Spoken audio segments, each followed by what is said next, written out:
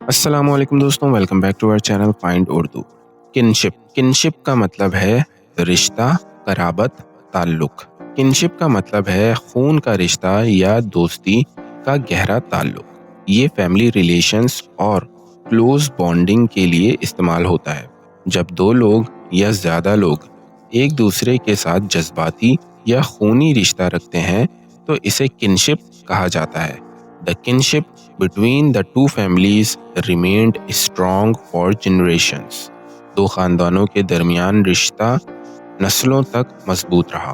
तो दोस्तों, किनशिप का मतलब है रिश्ता, कराबत या किसी के साथ गहरा ताल्लुक जो फैमिली या क्लोज बॉन्डिंग से रिलेटेड हो। उम्मीद है अब आपको किनशिप का मतलब समझ में आ गया होगा। मिलते हैं नेक्स्ट वीडियो में। शुक्रिया।